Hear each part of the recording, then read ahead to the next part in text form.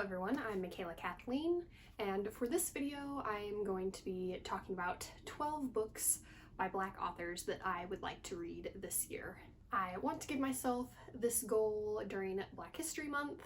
I did a similar thing last year with Women's History Month, although I will say it's getting close to being a year since that video and I'm not doing so great on it, but it's nice to set goals anyways. But yeah, I have 4 nonfiction books I would like to read, 4 fiction books, and 4 poetry books. I've still not really tried any poetry books yet, so I'm still wanting to try that out and see if I like poetry. So yeah, the first book on my list, starting with the nonfiction books, is Stamped: Racism, Anti-Racism, and You by Jason Reynolds and Ibram X. Kendi.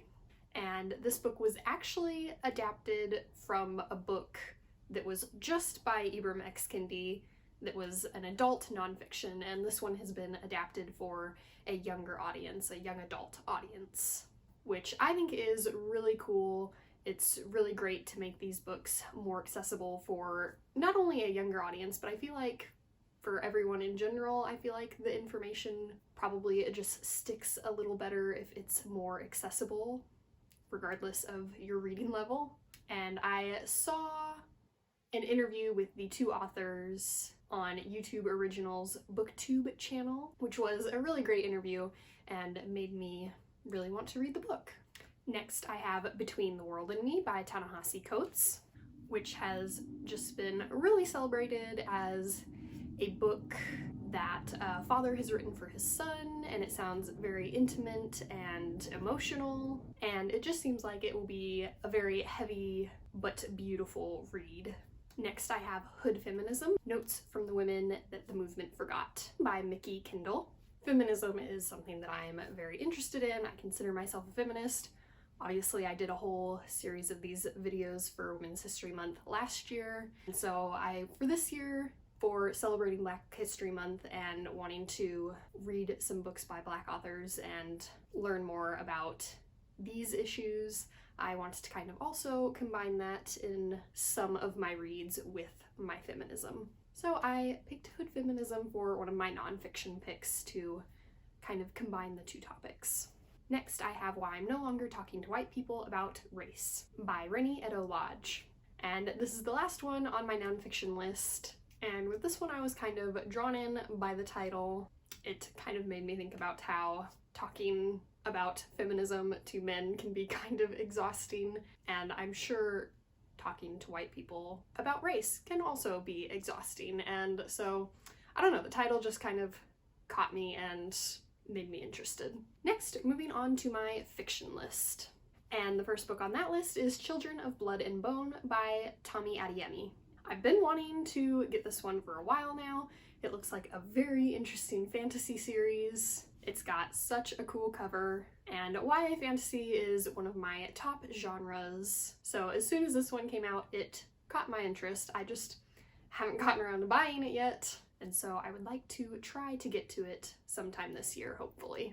Next on my fiction list is Dear Martin by Nick Stone, and this one is about a Black teenage boy who is writing letters to Martin Luther King in the present day. It does not take place in the past, so he's not actually sending letters to Dr. Martin Luther King, just writing them, sorting out some feelings through these letters, which immediately sounded like a very cool concept to me, an interesting way to explore these feelings. And so I think the concept sounds really cool.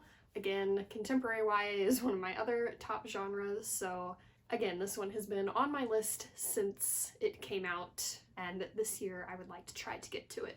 Next, I have The Underground Railroad by Colson Whitehead, which is an adult novel, and it's sort of a kind of alternate history in which the Underground Railroad is a literal underground railroad rather than a metaphorical one, which again sounds like a really cool concept. I actually first heard about this one from the author John Green. Colson Whitehead is one of his favorite authors, and he is one of my favorite authors, and so I was immediately interested when I found out that he was a fan of Colson Whitehead. And of course, Colson Whitehead is just another very well-respected author with lots of very well-received books, and this is one of his biggest ones, and so I would like to give this one a try. And then the final book on my fiction list is Dread Nation by Justina Ireland. And this one takes place during the Civil War, but in the midst of the war, the dead begin rising.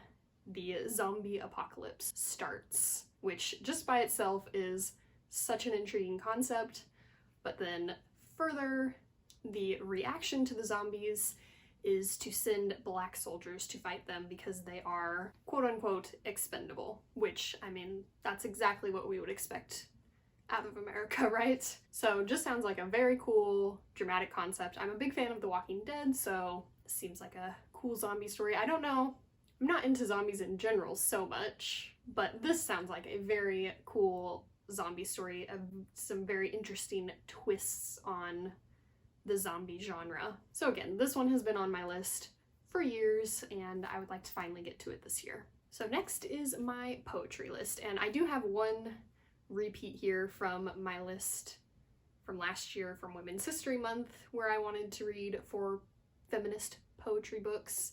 This one is one of those intersections, kind of feminist and by a black author. And it is The Poet X by Elizabeth Acevedo. So this is a book told in verse, and it is about a young girl who wants to be a slam poet, but it kind of goes against her religion. Her family's not very happy with this, and it was just a book that got a lot of buzz and I think would be a good book to have near the beginning of my poetry journey, especially as it's not just poems, it is actually a story, a full book just told in verse. Next I have For Everyone by Jason Reynolds, an author who has appeared already on this list over in the nonfiction section.